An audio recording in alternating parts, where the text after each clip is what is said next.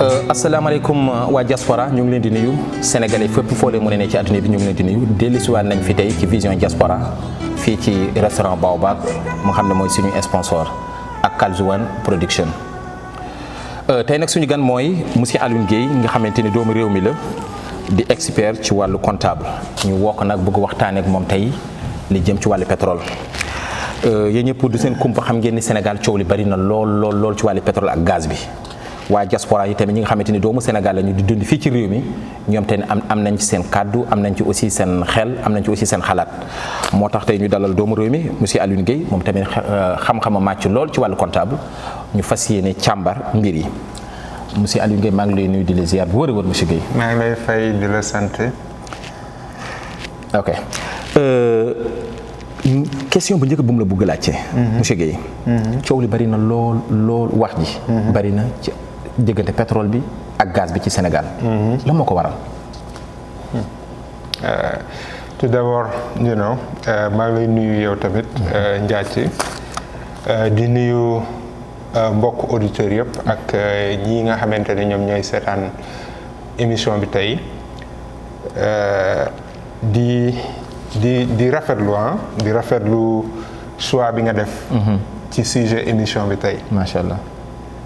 c'est un choix pertinent ba pare dafa nekk à jour. Parce que comme li nga wax ni pétrole bi bëri na coow trop Sénégal. mais coow yëpp je pense que c'est une excellente nouvelle. macha allah parce que li ñu yàlla wërsëgal. Sénégal dafa nekk loo xamante ne dëkk yëpp a ngi koy wër. waaw ci lu wër. am na dëkk yu ko am jóge fi baax ba faaw. comme am na dëkk yi nga xamante ne aussi am nañ ko. jóge fa mu indi leen ay problème aussi ba faaw. coow li nag dañ ko war a accueillir comme une bonne nouvelle. alhamdulilah. et li ko waral moom mooy ni si on va droit au but mooy ni le président de la République. Macky Sall ak son premier ministre. ak ses ministres de l'énergie. peut-être à quelques exceptions près. jël nañ alalu Sénégal saaxee ko ànd ak ay lobby ànd ak ay entreprises étrangères au détriment du peuple sénégalais. mais pour mën a expliquer loolu lépp nan lañ ko defee. dafay jar ci sama gis-gis ñu revenir un peu rek sur li gouvernement bi di def parce que tey li tax nit ñi bëri yaakaar ne coow li dafa bëri Sénégal mooy dañoo confuse. coow li dafa bëri ba nga xamante ne da leen a confuse wala fii dañuy wax ne su coow bëree dëgg réer. ci lu wër. et ñoom seen objectif mooy fexe ba coow li bëri ba nit ñi duñu xam kan mooy wax dëgg wala ku dul wax dëgg. léegi dama bëgg a ñëw sur au moins 4 talking point li may tuddee talking point. mooy ay waxin yoo xamante ne gouvernement bi da koy wax ci affaire pétrole bi. et si su ma duggee ci 4 éléments yooyu 4 talking point yooyu. ci laa mën a génnee ñun lan la ñuy wax ci pétrole bi ak nan la mën a jariñee Sénégal. waaw macha allah. benn bi ci njëkk moom mooy gouvernement bi dañuy wax ne ñun kat Sénégal amuñu les moyens. pour exploiter ko. pour exploiter ko amuñu expertise bi aussi pour exploiter ko. may wax ni loolu du wax bu teguwul bu tegu ci lu am maanaa. waaw li tax ma wax loolu moom mooy tout d'abord expertise boobu ñuy wax noonu Sénégal gaz bi fa njëkk a feeñ muy gazu Gadiaga bi. waa Sénégal en l'occurrence ingénieur u Petrosen yi. ñoom ñoo foore puits bi nga xamante ne moom la ñuy découvrir gaz boobu. donc waxu expertise bi amul. mais aussi même ci biir expertise boobu. compagnie yi nga xamante ne ñooy compagnie internationales yi multinationales yi exploité gaz bi yi exploré gaz bi.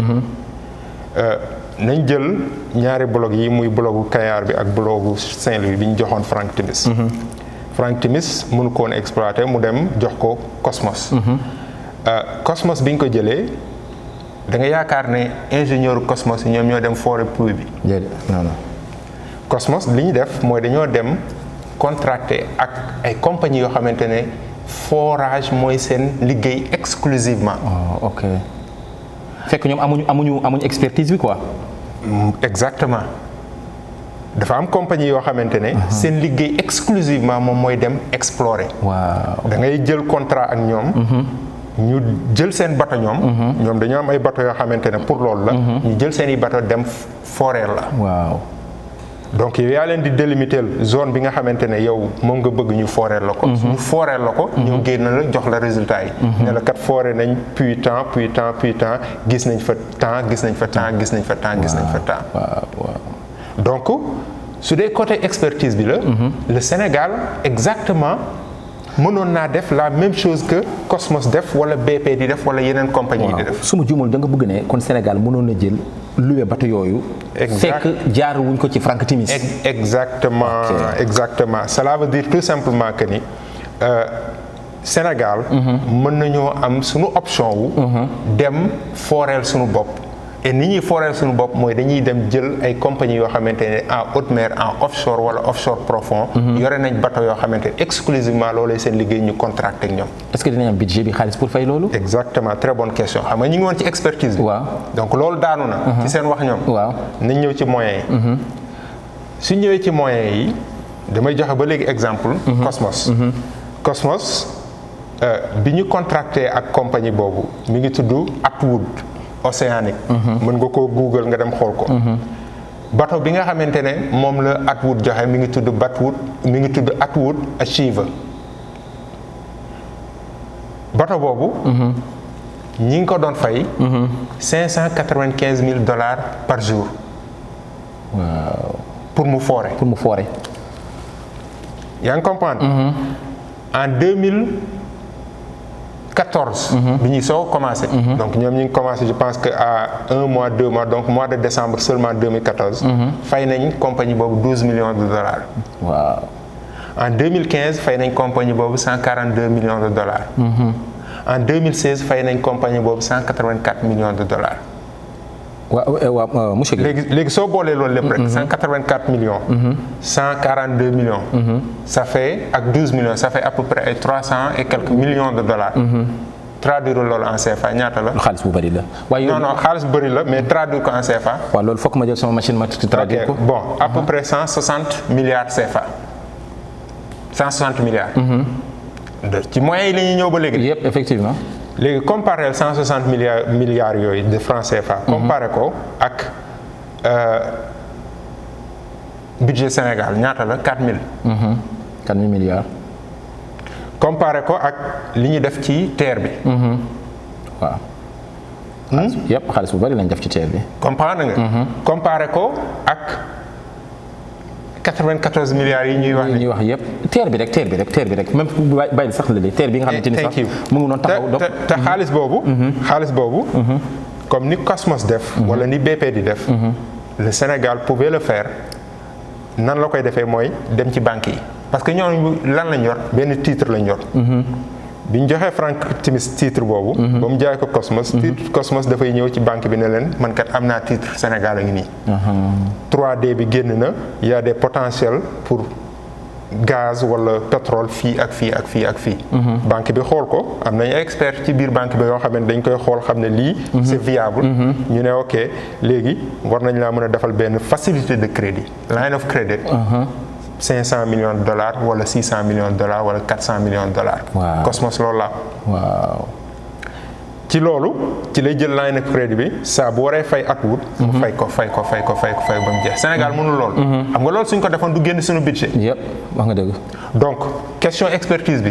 daanu na yëpp. question moyen bi. daanu na. waaw.